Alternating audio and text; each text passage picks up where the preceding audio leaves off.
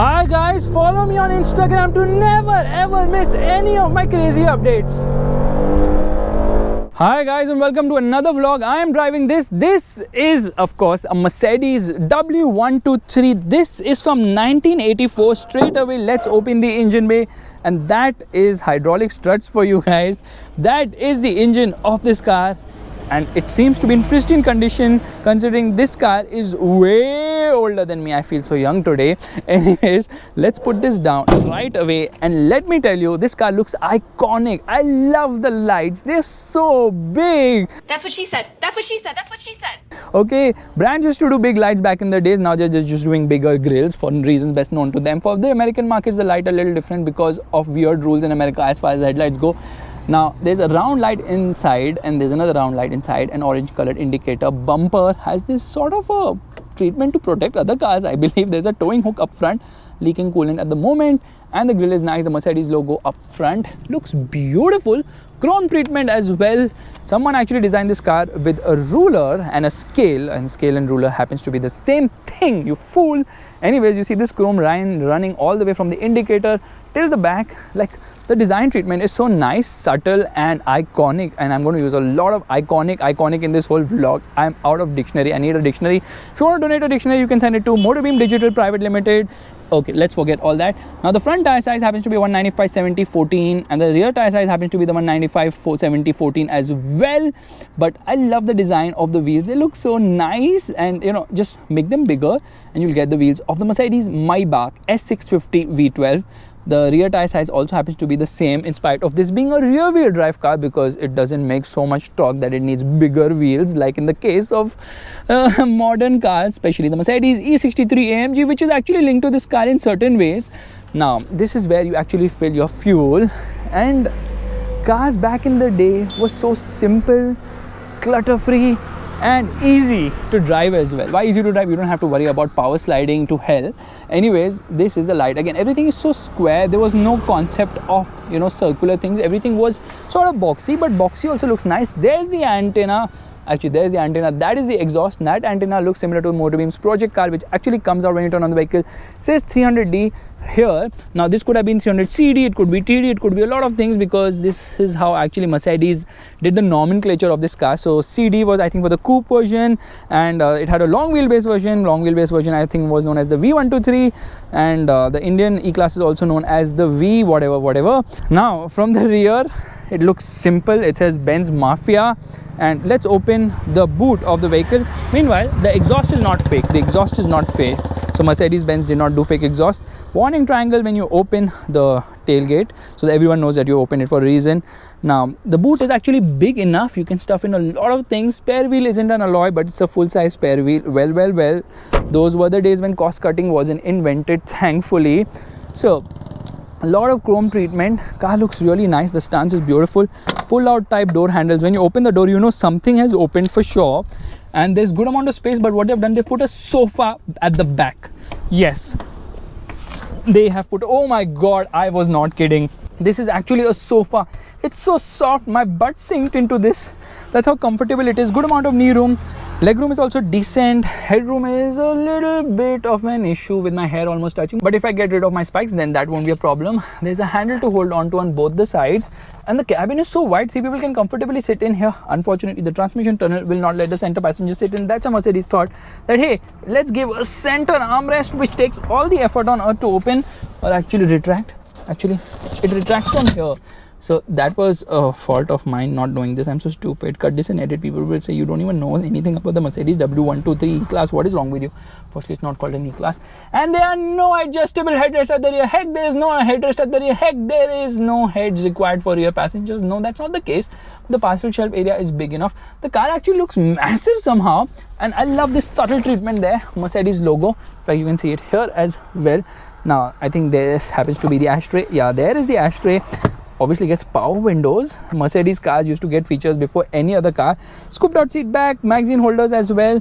So you see the cabin is really nice, and up front the dashboard is super sweet. It's humongous. That steering wheel is so big. It's so big. That's what she said.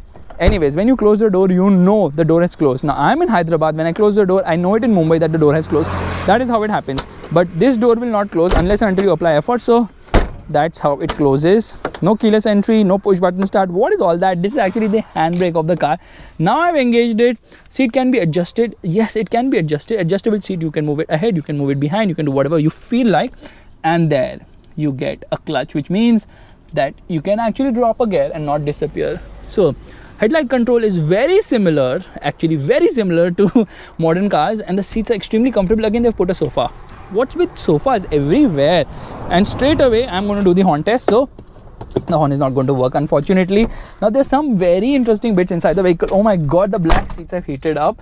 So this is actually the glove box, and it's a nice way. You have to actually shut it that way. Yeah, manually done stuff, which is sweet. These are the controls for the air conditioning, so you can decide how you want the air conditioning to function. This is the headlight leveler, and you can actually shut the AC vents as well. The storage space right there. Again, AC controls, so a lot of AC controls. The gear lever, these are the power window switches of the vehicle. Storage space right there. Very simple. No audio controls on the steering wheel. In fact, it doesn't get indicators either, so that's also a relief. You don't have to worry about giving indicators. Just pop your hands out and coordinate with your co-passenger to do it for the left side. Now this is for the wiper controls. Now what we're going to do is we're going to turn on the car. You see the instrument cluster looks really dope, right? Speedometer in the center, it has done 1,32,000 miles. Actually 1 lakh is itself 1000, so just say 1.32 lakh miles. And you have a trip meter. Unfortunately the speedometer is not working right now. There's a clock here, and there is a lot of stuff on the left. Now this is for the fuel meter, this is for the engine temperature. One of them is for engine, one is for oil temperature. Let's turn on the vehicle. Now turning on the vehicle, check this out, okay? There it rose to life. The horn is really nice. 4-spoke steering wheel. Steering is super big. And how do I actually make the wipers function? I'm so bad at this, so I don't think the wipers are working at the moment. But I think this also works for the indicator. Obviously car has to have an indicator, although that is also not working at the moment. Now I'll give you a very funny thing right now. Okay, you guys will ROLMAO whatever, rolling on the floor laughing my ass out. No auto dimming inside rear view mirror, but there is a light right there, and here you don't get a mirror, neither do you get a mirror on this side, but you get a sunroof. Now this is a manual sunroof. So how does this work? You have to actually pull it out like this. Yeah, it's a manual sunroof. Whoever thought about a manual sunroof? But it has a sunroof. It's shocking. It takes effort. I can't believe I opened it in first go. Now to shut it, you push it back like this, and you need to keep turning some knobs here and there to, I think it's shut. What an achievement. Now check this out, okay? The car is still on. I have the key in my hand. What is happening? Yeah, this is actually keyless entry. This is actually push button start. You know why? To turn off the car, you have to pull this stop button. There it turns off. I think this is for the choke. Absolutely crazy, sensational car. What technology is this? Let's get driving. Okay, we are all set to go into first gear. Handbrake down, revving the motor, and off we go. So full gas. Makes a lot of noise. Into second gear now.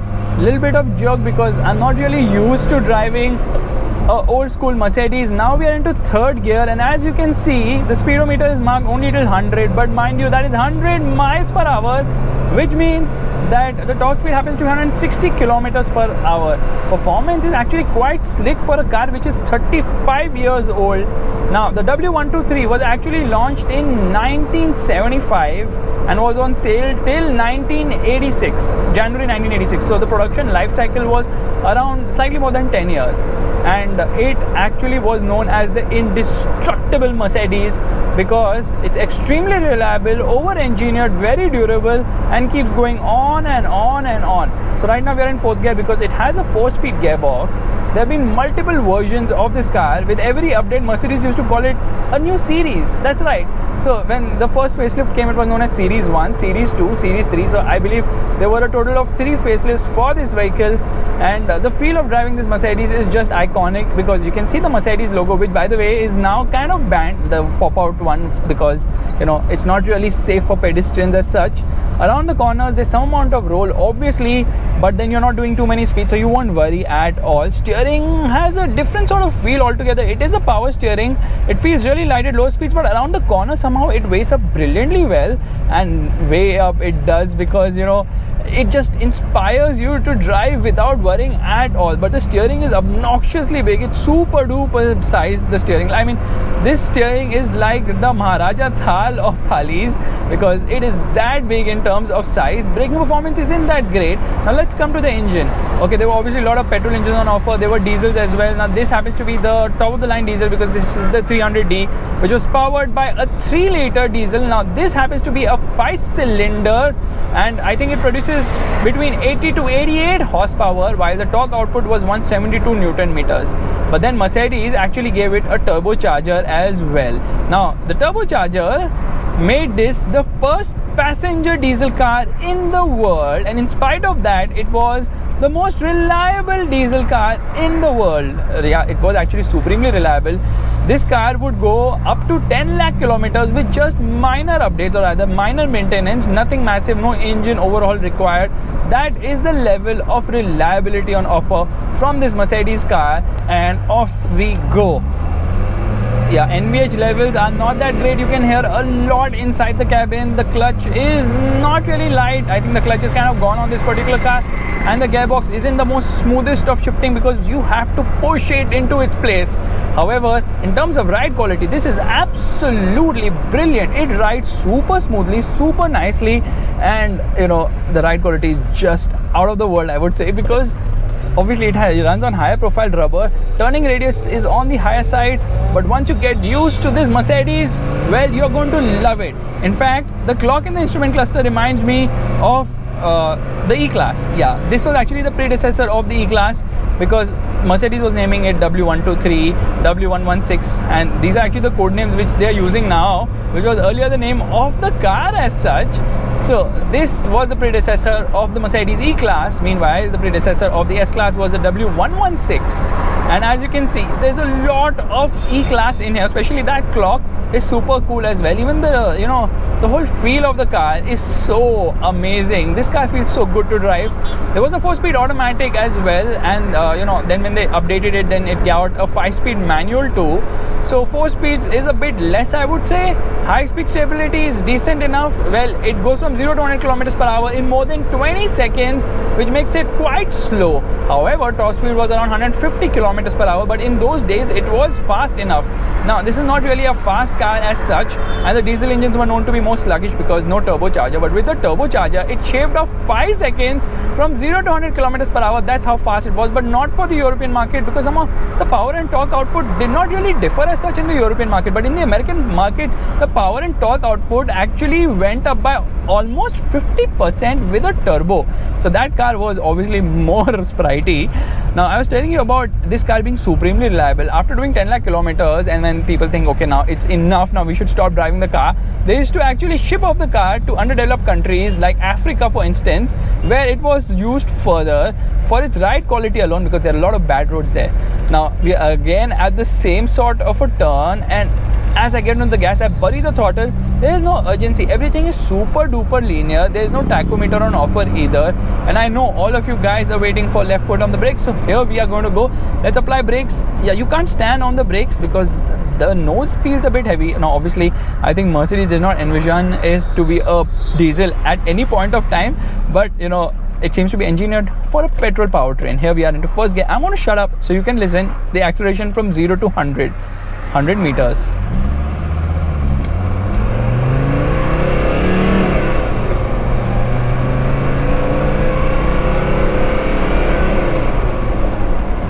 Now with that complete, let me tell you that this is an absolute charm of a car, because it is so durable, so reliable and over-engineered in the real sense. But this was the predecessor of the W124. The W124 E-Class was actually sold in India, and it was made by none other than Tata Motors in somewhere around Pune. So there people also getting exciting seeing a Mercedes E-Class. That is the power of an old vintage car, which obviously looks the part, looks classy and drives well as well. Now steering has inconsistent feel somehow, but as you get onto the gas, you realize that life was so easy back in the days, because You don't have to worry about traction control and all that bullshit. This is simple, pure mechanical feel in this vehicle. Power is actually channeled to the rear wheels. Obviously, Mercedes started making front wheel drive cars, I believe, with the MFA platform vehicles like the GLAs and the CLAs and all those things. I mean, why Mercedes stick to your roots? Because rear wheel drive is what the legacy is all about with Mercedes cars. Around the corners, yeah, it tracks nicely, good amount of grip, but then you have to counter steer in between because the steering doesn't feel as fluid. So should you buy one? Well, Mercedes collectors love such cars. The W123 and 124 are a favorite without a doubt. But then, sourcing spare parts, maintaining it, and keeping everything up to date can be a slight bit of an issue. I can't find indicators in this car, so I'm going to do the next best thing, which is going to hang my hand out and go for a U-turn. Yeah, power steering for the win. Manage that with one hand. Oh, diesel, love the torque. Even without a turbo, there is some amount of torque. It doesn't have a turbocharger, so I can't really say turbo kicked in, but what I can definitely say for a fact is that Mercedes-Benz is iconic for a reason. This is one of the cars which is reason for Mercedes-Benz being what it is. A car maker which makes brilliant bulletproof sort of cars. Yeah, not the guards I'm talking about, not the S-guard or stuff, but bulletproof in the sense of being extremely durable, built to last, and feel like a tank as well. So guys, this is my vlog of the Mercedes W123. Okay, I'm not going to continue that number count. And if you like this, you know what you have to do. Give it the thumbs up, that's the like button, and also subscribe to the channel. I will see you guys in the next video real soon. Bye bye, take care.